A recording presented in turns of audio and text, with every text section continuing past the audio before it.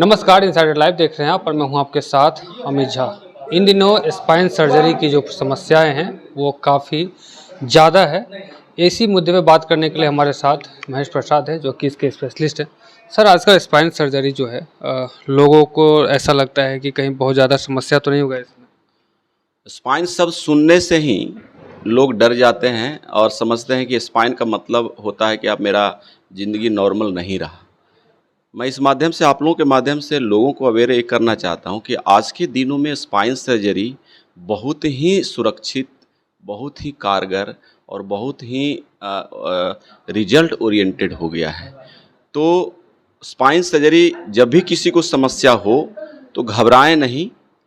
जो भी समस्या है वो एक्सपर्ट से उसका सलाह लें और कोई भी डॉक्टर उन्हें बोलते हैं कि सर्जरी करा लें या फिजियोथेरेपी करा लें तो कम से कम एक ओपिनियन ले लेना चाहिए कि मेरा जो सजेशन मिल रहा है वो सही है कि नहीं, और उसको जैसे भी सजेशन मिलता है आगे बढ़ना चाहिए और उसका इलाज आज के दिनों में बहुत ही सुरक्षित है, मैं ये कहता हूँ।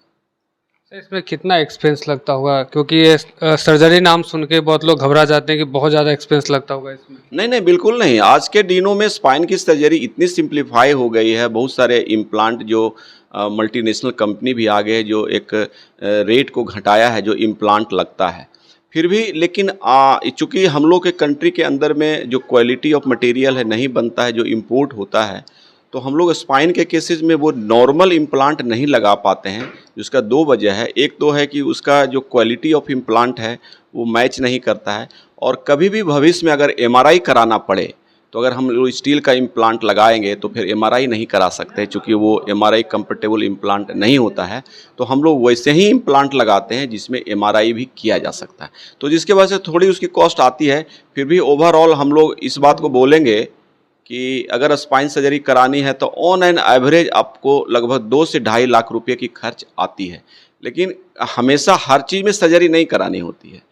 इसमें लगभग 85% जो बीमारियां हैं वो एक्सरसाइज, लाइफस्टाइल चेंज, फूड, ये सबसे ठीक हो जाता है। लेकिन जिसमें ज़रूरत होती है उसमें हम लोग बीमारी के अनुसार उसके पैसे लगते हैं।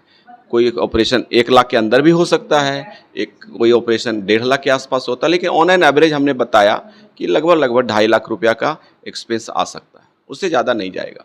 इसमें क्या आयुष्मान भारत का जो ये कार्ड है इसमें ये वैलिड हो सकता है? हाँ बिल्कुल बिल्कुल, हम लोग करते हैं। आयुष्मान से आज के डेट में जो सरकार मुहैया कराती है गरीब लोगों के लिए, उससे उसको लाभ मिलता है। हम लोग उसके तहत भी हम लोग काम करते हैं और उसको लाभ मिल रहा है।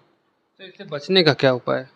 बचने का एक ही मात्र उपाय है कि जिस तरह से आज के दिनों में एक व्यक्ति कोई अगर मोटरसाइकिल खरीदता है तो उसे लगता है कि मेरा शरीर से भी ज़्यादा महत्वपूर्ण मोटरसाइकिल है। उसे 3 बार पोंछता है, उसको बढ़िया से धोता है, चलाता है और साथ साथ इंश्योरेंस भी कराता है कि कहीं इसमें कहीं कोई खरोच लग जाए, दब जाए तो हम लोग उसको सर्विसिंग भी करा सकते हैं।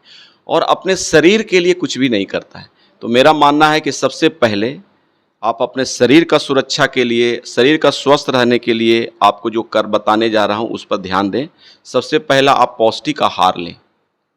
पौष्टिक आहार का मतलब होता है आपके खाने में प्रचुर मात्रा में calcium, vitamin D, iron, protein का होना ज़रूरी है। दूसरा, रेगुलर वीक में 5 दिन का आपका रेगुलर एक्सरसाइज पे आप ध्यान दें कि हमें उठ करके जैसे दिनचर्या होती है इसमें हमें एक एक्सरसाइज भी कराना है।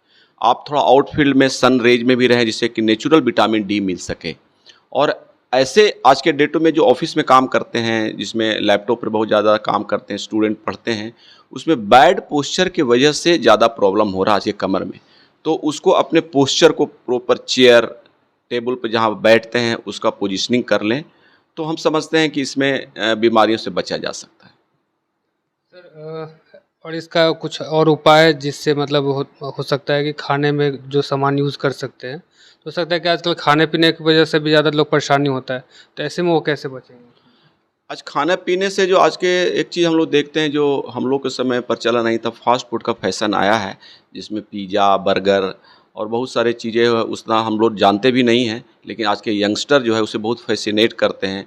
और ख़ास करके आज हम लोग देखते हैं मोबाइल के ऐप पर भी घर में ही खाना आ जाता है, जो मंगाइए वो मिल जाता है। तो हमें लगता है कि इस सब चीज़ों से बचना चाहिए, क्योंकि इसमें प्रिजर्वेटिव रहता है, जो ज़्यादा देर तक खाना को हम लोग बचा सकते हैं, तो उसका भी असर शरीर पर होता है। तो हम समझते हैं जो हमारे जो पूर्वज थे, जो हम लोग एक स्टेपल डाइट पर चावल, दाल, रोटी जो स्वच्छ होता था, थोड़ा कोशिश करें कभी-कभी आप खा लें, फ़ास्ट फूड भी खाएँ, ऐसा नहीं है कि हम जो आज के दिनों में जो प्रचलन हुआ उसको रोकें, बट हमेशा उस पर डिपेंडेंट ना रहें। आज के देखते हैं, आज ख़ास के बच्चों में चावल रोटी को भूल ही गया है।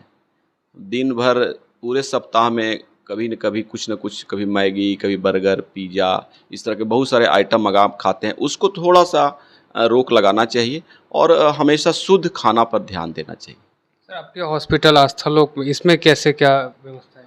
हम लोग ने आस्थालोक हॉस्पिटल में एक मल्टी स्पेशलिटी हॉस्पिटल है, जिसमें हर विभाग के डॉक्टर कंसल्टेंट काम करते हैं। विंग एड डायरेक्टर मैं जो हूँ, पूरे इसको संचालन करता हूँ, और इनके मैडम हैं डॉक्टर नीलू प्रसाद, जो आईवीएफ, आस्था आईवीएफ वो देखती हैं पूरे, तो वो उस फील्ड के लिए वो देखती हैं पूरे तौर पे।